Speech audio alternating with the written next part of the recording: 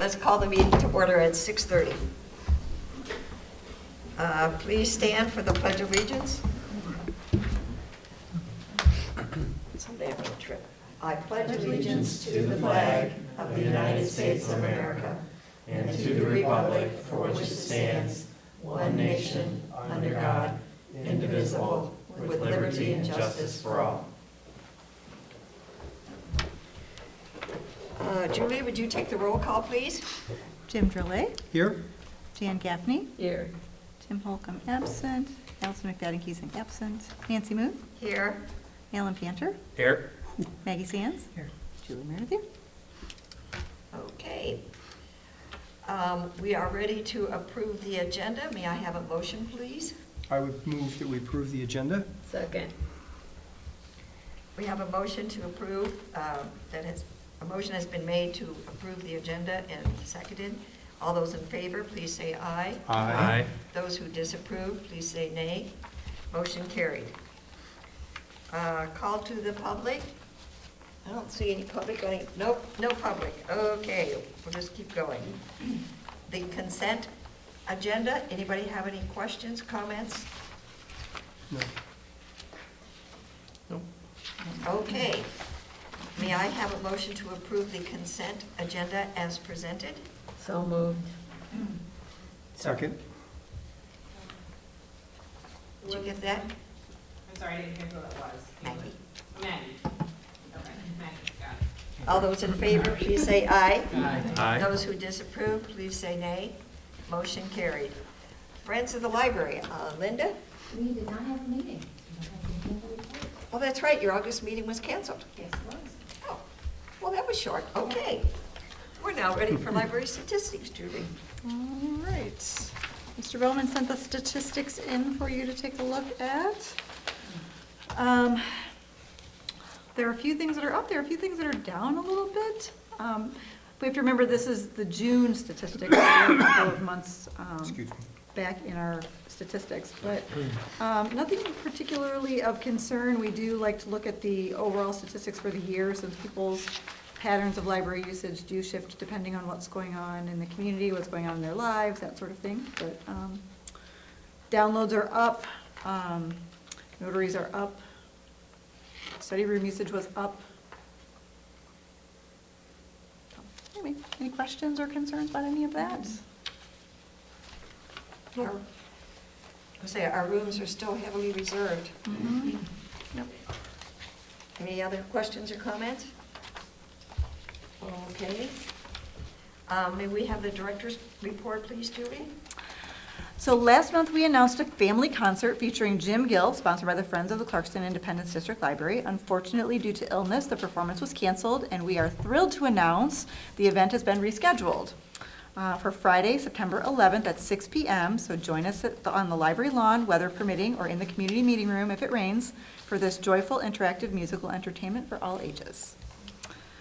Saturday, August 15th, is our summer reading program finale event from 1 to 3 p.m. As of 8/10/2026, we have 1,445 registered readers who have read 1,414,441 minutes and completed 5,329 activities. Participants have until 9 p.m. on Thursday, August 13th to log their minutes and activities. Saturday's celebration includes a petting zoo, live music, a bounce house, snow cones, and prize baskets will be awarded. Because we have such a large gathering at the library on Saturday, we are also helping parents multitask some preparation for the new school year with the opportunity to have child safety seats in their cars inspected by a certified child passenger safety technician. It's a free service and is available on Saturday, August 15th from 1 to 3 during the finale. Library staff and the Friends of the Library are busily preparing for our storage room construction project launching on September 28th. Shelves in the new units have been assigned and boxes are being packed and labeled to assure a smooth transition into the improved space when construction is complete. And lastly, we are currently working with Stephen Schneeman of MCD Architects to set up the timeline and plan the launch for our master plan process to take place this fall. We're putting our committee together, and right now we're looking at a launch meeting either of September 2nd or September 9th. So coming very soon. Terrific.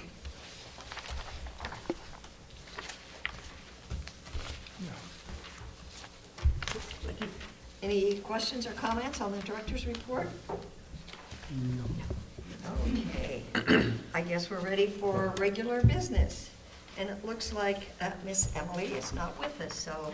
No, I'm going to put on my Emily hat today. So the Back in Circulation Conference is the only annual event of its kind designed specifically for library circulation and access services managers. Taking place in Madison, Wisconsin on October 5th and 6th, this year's conference covers inclusive supervision, customer service best practices, workflow streamlining, and seed library organization. We request approval to send Head of Circulation Emily Heverly, who oversees circulation desk and shelving operations. While concurrent session tracks require selecting specific focus areas, Emily's attendance will prioritize high-impact operational and supervisory topics to bring back to our team. There is adequate funding in the conferences and workshop budget to fulfill this request based on the estimated costs. Now, she does have in here a little summary of the event. This is a conference that we have sent our head of circulation to in the past, and it was very well received in terms of the quality of presentations and the coverage of materials. And as Emily points out, it is a one-of-a-kind. While Michigan Library Association conferences do have some sessions for circulation, it's maybe one or two in a 3-day conference, whereas this is all circulation both days, so. I have a suggestion too, since she would be the only one going. If she asked, I bet she could pick up the handouts for the sessions she wasn't able to attend. Oh, I'm sure. And a lot of times now, they'll even post them on the website. Okay. So, yep, I'm sure that we will encourage her to do that. So she has an estimated cost in here. She filled out her own little spreadsheet, and then she also filled out our regular spreadsheet that covers it, and it would be $2,055.81 is her estimate. Anybody having questions or comments? I have a question that is not related to this in particular, but just in general. I know last year, like when Sissy went to a conference, she did a great presentation for us. How does the staff come and share the knowledge that they gain? Some of it will be job specific for her, but some Right. might be more universal. How do they do that? Um, Just curious. A lot of times we do it in our all-staff meeting if there's anything they would like to share across the board. They share in department head meetings with the other leaders, the rest of the leadership team. And then they have their own department meetings to go over it with. So what she'll probably do is split it. Anything that's shelving specific circulation, we have split into 2 senior circulation clerks help her with the clerks, and then she has a lead page that helps her with the shelvers. And so what I'm assuming she will do is group them, things that are circulation specific. It would be Whitney and Dawn and Emily meeting with the circulation clerks, and the ones that are shelving specific would be Emily and Rob meeting with the shelvers. So in general, besides this current situation, they make a concerted effort to make sure they're sharing what's They really do. universal. Yeah, they really do. If there's one thing that we are good at in library is loving of learning and sharing of knowledge. And they always come back really energized and ready to tell everybody else about what they learned. It doesn't usually just go into a drawer. It usually turns into something like, oh, I learned this really cool thing. Can we use it here? Can we use it there? Can we incorporate it into other sorts of That's areas great. of the library? Thank you. Yeah. Any other questions or comments? May I have a motion to approve the request to send Emily to Madison, Wisconsin in October? So moved. Second? We've had a motion, and it's been made and approved to send Emily to out-of-state travel as presented. Those in favor, please say aye. Aye. Those who disapprove, please say nay. Motion carried. Would you like her to come in and tell you about her adventures? Yes. Or- I think I know she should. Sissy and Chelsea usually do that. I think Emily should. Okay. She needs to speak up for herself. Yep, that's no problem. I'll ask her to come in November or December, depending on. Yeah. She's a very outgoing, bubbly person, shouldn't be a problem. No, I'm sure she won't mind at all. All right. Okay, the next thing is our parking lot. Okay. So, there will be significant repair work and seal coating done on the library's parking lot In the coming weeks, Option Seal Coating is suggesting that it would be ideal to seal coat the entire lot and allow it to cure for 48 hours after the work is complete before allowing cars to drive on it. This would best be accomplished with a 3-day closure. While the library is scheduled to be closed for 3 days for Labor Day, Option Seal Coating does not do weekend projects. It is being proposed that we close for a 4th day, Friday, September 4th, to allow the contractor to block off the entire parking lot to do the work. Then the lot would remain blocked off and cure for the remainder of the long weekend. The attached plan provides a summary of the situation and addresses the various considerations of the additional requested closure date. So just to summarize, so first of all, how would we handle staff? We would give staff the option to park across the street and walk over and work in the building. It's actually a great day for us to do things like clean up collections and do special projects that are hard to do in the public areas when there is public in the building.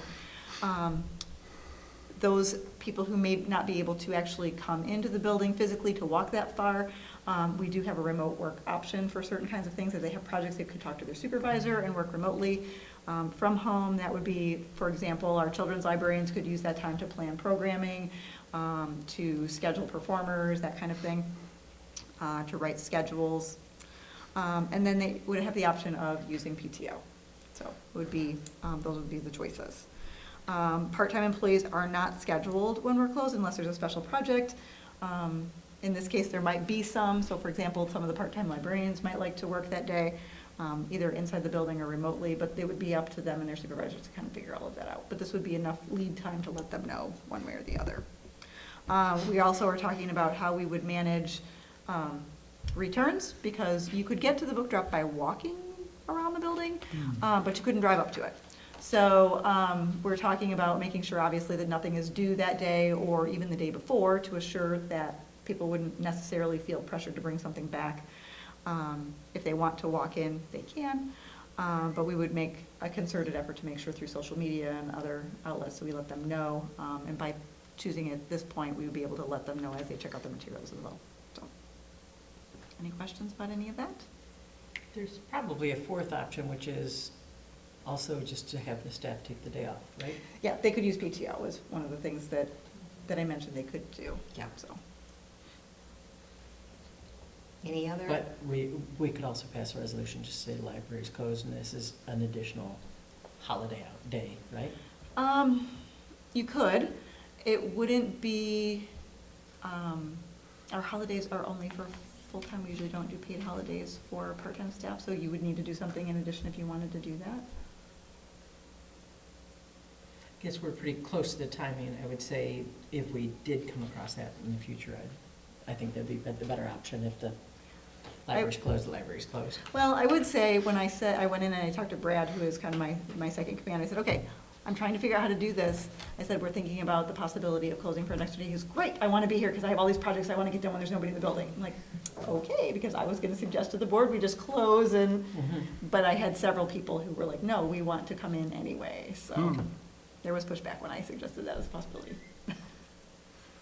I will probably get people asking for permission. I do have a couple people in the summertime when we're closed on Sundays ask for permission to come in and get projects done. So. And some people probably take advantage of a long weekend. Some people do, yeah. Yep. And they would have that choice. It sounds like they have several options. So what thoughts on a backup plan if the weather's not good? We would have to start negotiating with Option Seal Coating if they would do something special for us. I know that some seal coating companies work primarily on the weekends because they're doing businesses that, yeah. This one, I think what we would do is ask for them to do half the parking lot and then the other half of the parking lot. Well, and which is that- what we that would originally, also work, which yeah. is what we had originally talked about, which is, I believe, how they would do any sort of a business that would not be able to close Right. at all. Yeah. Because presumably it's too cold on Thanksgiving to do it, before Thanksgiving holiday. I don't know. We could ask them at that point. Okay. When It I- might be getting a little, like if it starts to get below a certain temperature, I'm sure it doesn't. When I asked them about it, they said, well, let's shoot for this first and then talk about it if we can't do it. So I think they weren't really interested in trying to come up with Plan B unless they had to. So I don't know. It would be good to have some idea in place of what that might look like, I just know. because this is Michigan. Yeah.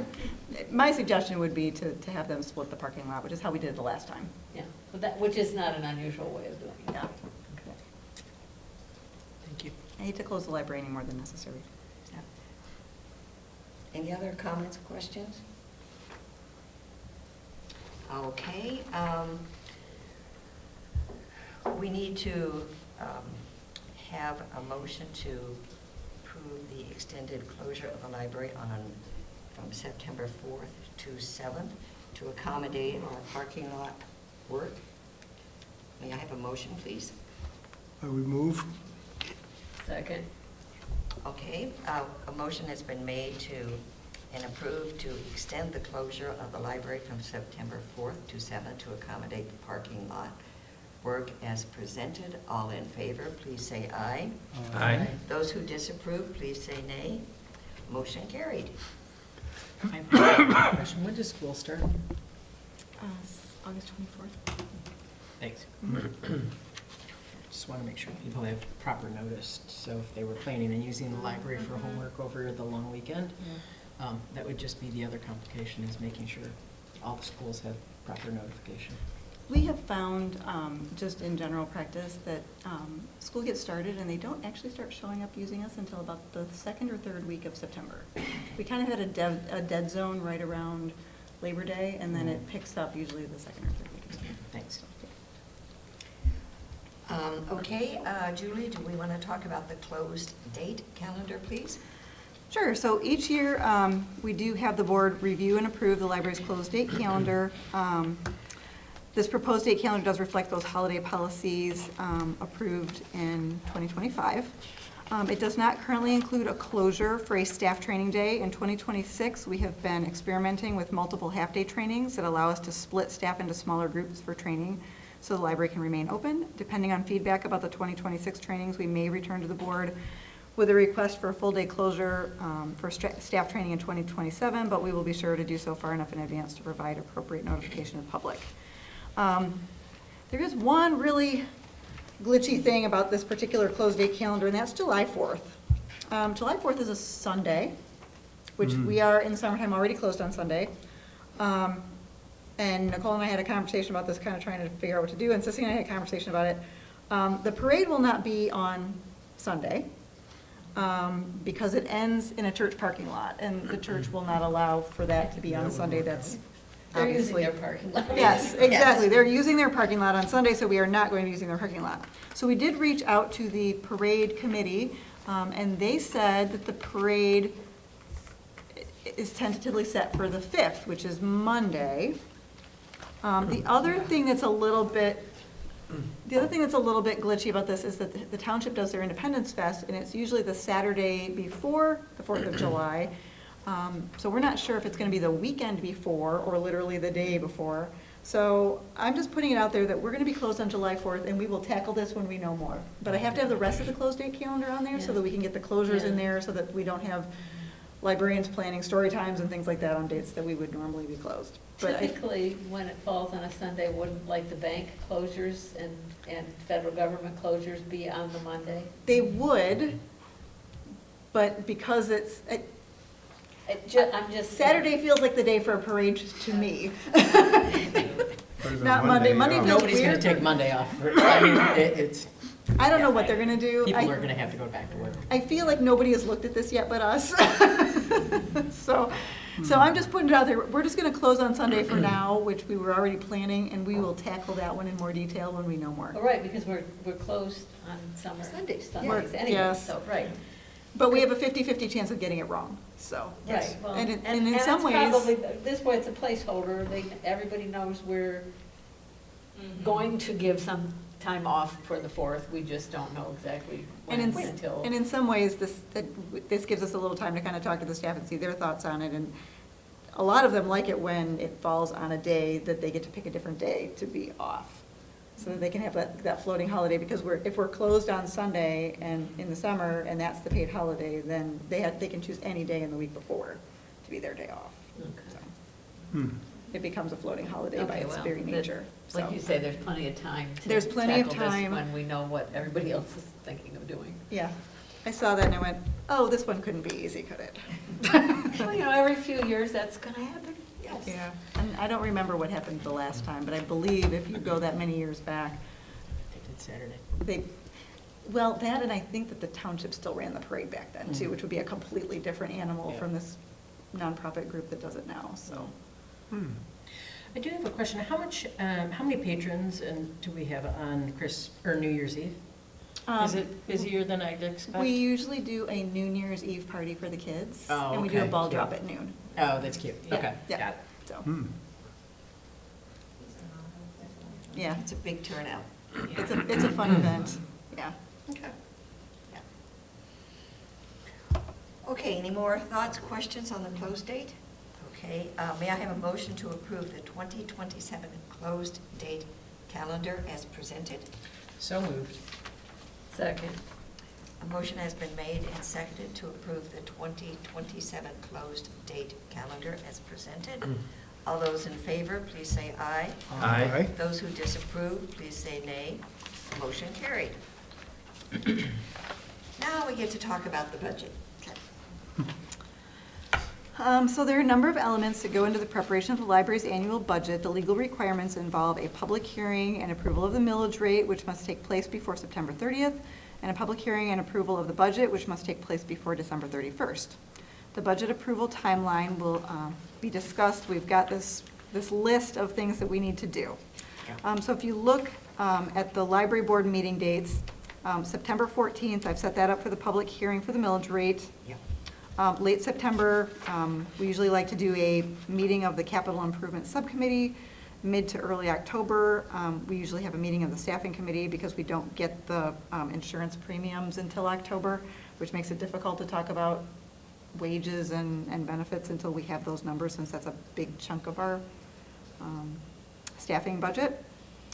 The next board meeting after that would be October 12th, and then late October, we usually like to set up a special board meeting for a budget workshop, which is usually that first draft of the budget, so that everybody can take a look at it. And then November 9th, I would propose a public hearing and for the approval of the 2026 budget if we're ready, and if not, we can fall back on that December 15th date. Does that Sounds sound good to me. good to everyone? Okay. Do you want to set some of those dates tonight? We can, well, the staffing committee, we're missing somebody. Oh, Allison's yes, part of the staffing Allison. committee, so I don't want to set that without her being here. The capital improvement committee, though, that had been you and Maggie, if you still, Yeah. I don't know if you're still interested in doing I'm still that interested. role, so we could Maggie, set that you date if still you do it? want. I sure can. Okay, I do believe I'll be missing this September 14th board meeting. okay, I'll make a note of Are you here at all in September? I know you already told me you're going to be gone a lot. It's tough, but I'm back, yes, that. There's no here in reason and why out. it couldn't be early October. Okay, It doesn't have to be late September, that's just, yeah. October may end up being better, okay. but maybe we could come back and set a date on that. Yeah, we can do that. Okay, we can do that. You can take a We look can at it, for- let us know what works for you. That'll give me a chance to, you look at your calendar, let me know what works for you, and then we Okay. want to loop Arlene into it as well. Yeah. Yeah. Her schedule's pretty flexible, but she does have, Tuesday is her usual day, and she usually works a split, so there's some, unusual things about that. She's here in the Fridays- evening, though, yeah, if you wanted an Fridays- evening meeting. Friday's the date I can't do once we hit September because of my symphony tickets on Oh, Friday. okay, okay. All right, so we'll circle back around to that. Yep. Okay, got it. Now, do we need to set I'm going to say the budget workshop but in late October, but we're missing two critical It would people. also probably help to know what dates the staffing committee and the, Yeah, to give us a little bit of time. Capital improvement committee were meeting to make sure that we schedule the budget workshop after the After all committees that. have done Yes. the legwork on that, so. Okay. So it's a preliminary conversation. Yeah. Yes, All it right, is. very good. We will bring this up at a later date. Well, it's good to know when the deadlines are. Yeah. Yes. So, Yeah. And the rest, and it is being considered how we're going to lay this out, so. yeah. All right, very good. Okay, the next thing is our staffing committee update, the roles and responsibility document. So after the May Library Board meeting, the staffing committee was charged with updating of the authority of the library director to include staffing changes that remain within the board-approved budget. The committee has determined that the best way to do this is to clearly document roles, responsibilities, and job descriptions. This will be accomplished in a multi-part process. So first, the creation of a high-level roles and responsibilities guidelines document that includes the library director, trustees, and friends. 2, the update of the library director's job description to include both a summary document and a detailed job description. 3, the update of the library trustee job description, which does currently exist but hasn't been updated in a few years. And 4, a review of the library friends agreement that was approved by the library board and the friends board in April of 2017, and we haven't looked at that in a few years either. The staffing committee has met multiple times to work on this project. The roles and responsibilities guidelines have been drafted and are being presented for review at the meeting, and the library director's job description documents are currently being reviewed and updated. I think this table is spectacular. It's really good, so committee, you did a great job. This is terrific. Thank you. Yeah, it is. I really liked what we put together too. I think And we it's of course had terrific. inspiration, we borrowed from, other libraries out Well, there. good for you, but that's right. okay. Yeah, This, right. this particular document was, and that's the beauty of libraries, is that we share. And we found this on the Connecticut State Library's website. And they had it out there for all libraries to use, and so we used that as kind of our template. There was one in Michigan that was just library director and trustee. There was one in Indiana that was similar, but it was much longer. So we looked at several documents and then kind of put together our own thing. No, I think this is excellent. Do you have any thoughts, Linda? Because it does include the friends. No, I think everything's good. Good job. It's kind of nice, Yeah. succinct, all there. Yeah. Things we do, so. Yeah, exactly. It's even better. Right. Well, I believe we need a motion to approve the roles and responsibilities guidelines as presented, so we need to approve this magic little table. Okay, I would move that we approve the roles and responsibilities document. I'll second. Motion has been made and approved to approve the rules and responsibilities guidelines as presented. All those in favor, please say aye. Aye. Those who disapprove, please say nay. Motion carried. And we will Excellent. carry on with the rest of the Right. pieces of that process. I will say the staffing committee has a very lengthy job. Yeah, this year got a little busy, but, To me, writing job descriptions is a horrible job. oh, but you have something to start with, you have sample, it is, Yeah. because you're always afraid of missing some Missing important something. thing, but, We have a beautiful example of a library director job description from the Michigan, the Library of Michigan. So we've been basing it off of that and then just kind of customizing it. Good, good. Okay, I believe we're now on to the accounting services contract. So in 2023, the administrative team executed an RFP for accounting services and an RFP for auditing services. Both of these services are on a 3-year service agreement, and it is our procedure to do RFPs every 3 to 5 years. This year, we are doing an RFP for auditing services. The administrative team would like to propose a 1-year extension on the accounting services agreement in order to separate the 2 RFP processes so they don't, so they're not being done every time in the same year. We requested a proposal for a 1-year extension on the accounting services agreement from Walnut Hill Bookkeeping for the 2027 calendar year. The proposal is attached. The price increase of 7% is still less than year 3 costs of both of the other contractors that provided proposals during the RFP process of 2023. Melissa Schulman of Walnut Hill Bookkeeping has been a strong partner, working closely with our administrative team. She is easily accessible for questions and troubleshooting, including attending our monthly meetings via Zoom to assure that we are properly supported. The administrative team recommends the approval of the extension of the accounting services agreement with Walnut Hill Bookkeeping for fiscal year 2027 with the intention of executing an RFP process for accounting services in 2027 for 2028 through 2030. Any questions? Nicole, is she easy for you to work with? Yeah, I mean, she's always very good, and if she doesn't know the answers, she always is very good to research it and come back with the answers. But especially with QuickBooks, she knows a lot, so she gives a lot of reports, and she's been very supportive. Or even Kathy has been out for a bit, and she's stepping in and doing some of the data entry for us, so that I can handle the other half of Kathy's job while she's out for a while. So she's always a good team player. Excellent. And I know you've worked with her, Jan, you're. Yes, and yes, she's very well-spoken, seems very knowledgeable. I'm not an accountant, but I'm somewhat familiar with government accounting. And she seems very knowledgeable, she seems really good to work with.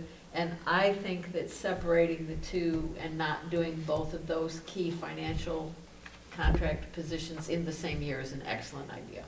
I agree with you. I think it's best to have them in separate years. It wasn't fun the last time. No, because when you're transitioning to a new auditor or a new accountant, you really can use the help of the existing auditor or accountant. And if you're like getting new of both of them, which can happen if you do new RFPs, then you don't have anybody like. Makes sense. What you have is the people that have been canned, expected to help with the transition, and that can be a mixed bag. Yeah. Yes, doesn't always work well. No. I have a little bit of input on this. I'm going to vote nay on this. And the reason for that is because we have received material weaknesses in our audit the last 2 years because the property taxes were not properly recorded. The year before last, the property tax receivable was not properly recorded. The auditors caught it, and we got a material weakness. The second year, that was not properly reversed, and again, the adjustment was caught by the auditors, and we received a material weakness. That is the auditors telling us that we have a problem, and it's a material misstatement of the financial statements that we gave to the auditors. That was not identified by our accountant. She clearly does not understand how to record property taxes in a governmental entity, which is very high on the list of things that she should know in properly handling our books. So I just want that to be out there. And I appreciate Very what you're important. saying. I'm going to refute it somewhat because the original problem with the property taxes was caused by the fact that the township did not provide an accurate ad valorem and did not pay the property taxes in a timely fashion. And when we asked the auditor how to handle it, either we misunderstood or she misspoke. We handled it the way she told us to handle it. So that was not the accountant. Okay, now I understand that the township didn't pay, and Yep. I get it. It's not that they didn't pay, it's that the ad valorem that they gave us was wrong. It was inaccurate. And we didn't When you know say about that- it. What do and- you mean when you say that? Because to calculate the property tax receivable, you know what our millage Yep, rate is. absolutely. That's a given, okay? Absolutely. And you know what our taxable value is. Yep. So are you saying that taxable value figure was not No, the right? taxable value was right, but when the ad valorem came, when we asked for it, it was inaccurate. And we did not get the corrected one from the township, we got it from the county. Okay. And we got it after the audit was already almost complete. Right. I remember the timing of And that. they didn't pay us for the property taxes until the end of May. And by then, our audit was basically finished. Right. So we were in trouble for not getting the money from them. But the receivable is as of December 31st, and it's a simple calculation Right. of millage times taxable value. And that's your receivable, because we defer into the next year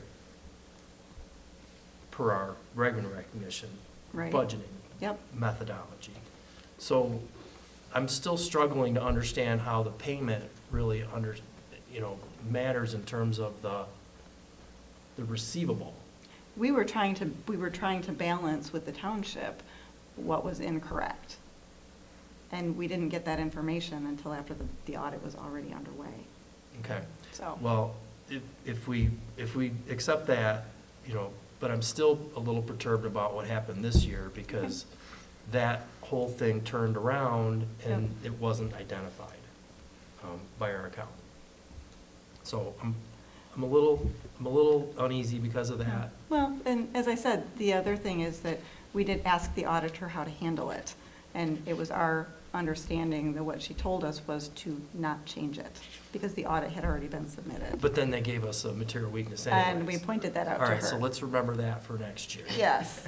Or for this year. Yeah, we've already talked about it, because we in were told fact- that it was too late to change it. In fact, I'm just going to say that I think we were treated kind of harshly in both of those situations. I think we could have I'm been not going to given a disagree little with bit- that. Could have been given a little bit of grace there, Yeah. and we weren't. Yeah. We were held to account Mhm. severely. Yeah. So, Agree. anyways. All right. Any other questions I feel or better. comments? Okay. Okay. May I have a And I'm proposal not going to vote nay. for the extension? You can if you feel you need You're to. going to vote no. Nay. I'm not going to, because I feel like my concerns have been adequately addressed, Okay, and yeah. we've discussed it, and I'm okay. All right. Okay. Okay. May I have a proposal for the extension of accounting services contract? May I have a motion to approve this proposal to extend the accounting services agreement with Walnut Hill Bookkeeping LLC as presented? So moved. Second? Motion has been made and seconded to approve the proposal to extend the accounting services agreement with Walnut Hill Bookkeeping LLC. All those in favor, please say aye. Aye. Those who disapprove, please say nay. Motion carried. Now we are on to the second quarter financial review. All right. So, I have the financial review there in your packet. Yep.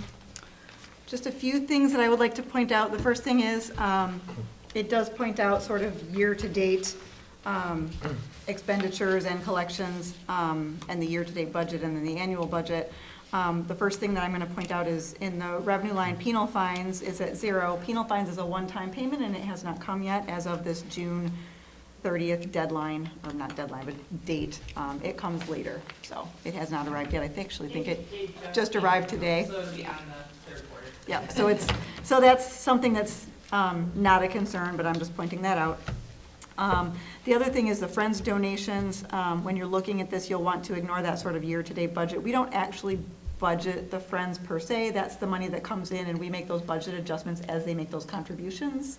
So that year-to-date budget is in there because the system puts it in there, but we don't actually budget it. It gets changed as they make those contributions. Hopping down to unemployment. We don't have unemployment very often. We do have unemployment here. We believe that there has been a determination that we are supposed to be getting this money back, but I am not confident that we are going to get it back. So I am proposing a budget adjustment for that. The MERS HCSP, which is down 726. That particular line, I do see that we are a little bit over budget for the year-to-date budget. I'm not real concerned about that one, only because we had an employee that left, and they only get a certain percentage of that if they don't stay, if they're not vetted and they're vested, and we're not completely vested. And so that money that they do not get to keep goes back into forfeiture, and it goes to pay the contributions going forward. So I think this one might balance itself out, but I've got my eye on it, and if it doesn't, then we'll make a budget adjustment if necessary. Workers' comp, the next line, I am recommending a budget adjustment for that. It's just $614. That one, when they did the audit and the balancing of it, was a little bit more than what we expected. My estimate was a little off, so we do need to correct that. Hopping on to the next page, about a third of the way down, subscriptions. That one is a little bit over budget at the moment, but that's another one of those line items that the bills are not monthly bills. They are this database, they're that database, they're annual fees and things like that. So I have my eye on it, but I'm not real concerned about it. I have a feeling that we won't be paying for a bunch of things between, like for the third quarter, a lot of that stuff comes in the first quarter or the fourth quarter. So I think we're going to be okay there based on the things that I'm expecting to come for the rest of the year. Legal fees, we've been doing some legal projects and having the lawyer help us with more things than I was anticipating. Last year I had put in money to do all those things and then kind of backed it off because we didn't spend as much as I thought we were going to, and we have spent it this year, so I am asking for a budget adjustment for that. And then on the last page, page 3, hopping down to those bank charges, I'm keeping an eye on that as well. It looks like we might need to boost that up a smidge, but we can wait and do that a little bit later in the year, depending on what's needed. So handed out to you with your statistics and your library director's report, there is a requested budget adjustments list. $614 from undesignated revenue to 727 workers' comp. $7,717 from our unassigned fund balance to 710 for unemployment, and $8,000 from our unassigned fund balance to 804 legal fees. And then that undesignated revenue, that current balance is $4,081, and our unassigned fund balance as of 12/31/2025 was $626,522. Any questions about any of that? Just a quick one. Can you remind me what the legal fee increases, sort of, I know we've worked with the lawyer more, but broadly speaking, the category? We've been doing a lot of policy, and Nancy and I met with her for some training. And then we had a situation with an employee that we consulted with her as well. Thank you. So, No other questions? Any other questions, comments? No. Okay, may I have a motion to approve the requested budget adjustments? So moved. Second?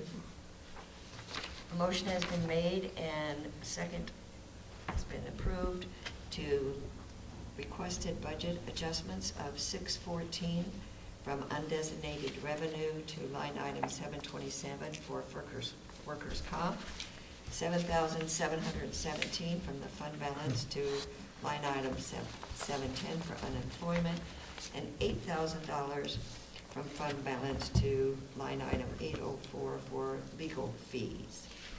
All those in favor, please say aye. Aye. Those who disapprove, please say nay. Motion carried. thank you. Okay, now we have our RFP for snow plowing contract. All right, this one is from Arlene. We are bidding out our snow plowing contract for the 26-27 season. Usually it turns into a 3-year contract when they start putting out their proposals, but we do write it as a 1-year. And she has this proposal all written out for you, including how she kind of breaks it down in terms of primary and secondary sidewalks. Yep. So we do have sections that we have them do multiple times a day, and then we have a section, the safety path along the road, that we wait until the snow stops before we actually have them do that part. And then she has all of it identified as to where the snow gets piled and that sort of thing, so. I have just one minor correction. Yes. Change I would suggest.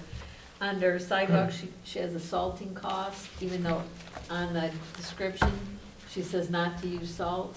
I'm thinking, just so there's no confusion on the part of the contractor, maybe Oh. instead of saying salting cost, say Ice ice melt. melt application. I think that's a good idea, thank you. Yep.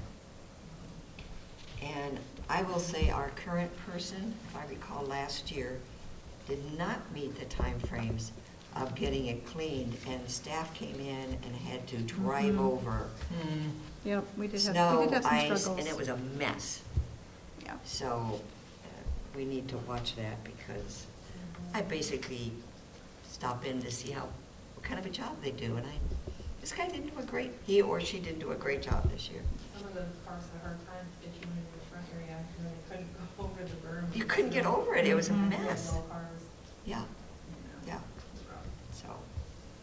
so she's got it explicitly stated here, so hopefully they can. It was the last time as well. It's Yeah, I always know on it was. there. I know it was, and I'm just saying that. There are some challenges that have to do with the timing of the snowfall. It Yeah. does, it Yeah, Having absolutely worked does. many years in DPW, and then my It husband is was in fighting charge Mother of Nature. DPW in Pontiac, Mhm. you can't catch it as it falls out of the sky. No. Yeah. So there, That's too bad. that does sometimes present an extra challenge, but you do hope your contractor can rise Yeah. to the challenge.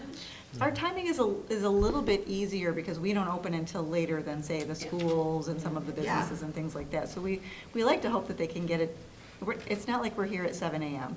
So, Right. Yeah. But So it we- was But if like, it's snowing at 7 Absolutely. AM, and if Yeah. the snow starts at, 6:30, 6 o'clock, It 6:30. almost felt like there was confusion, like they knew the library opened at 10, so like, oh, it has to be done by 10. And then we're like, the staff comes in at 9. 9. So like for a while, that kind of felt like what the. yes, Yeah, they didn't pay attention to the time, Yeah. not the time that it opened. Yeah. yeah, And those piles were pretty steep, Oh, yeah, a lot of snow. yeah, yes, last year, Last so. year, yeah. Well, we're all gonna hope that it doesn't snow quite as much as last year. yes. That's what they say. Who knows? El Nino. We can hope, we Yes. can but hope. I love this. Anyway, I just don't hopefully like she being a has bucket. several people respond to her RFP and she Yeah. can sort through it all. I feel like we had 4 or 5 the last time, so we're hopeful. We did have some Actually new. kind of a good, because for the people that don't want to do only residential, it's not huge. Yeah. So it kind of fits into a nice niche. We had some new contractors actually contact us and ask us about it. For example, when we did the RFP for the seal coating, a lot of those companies do snow plowing in the wintertime and reached out and said, by the way, are you doing an RFP for snow plowing this year? And Arlene said, well, as a matter of fact, we are. So we have some additional contractors that we haven't heard from in the past, so that'll be nice. So that'll be nice. Yeah. That'll be nice. Open it up a little bit wider. Yep.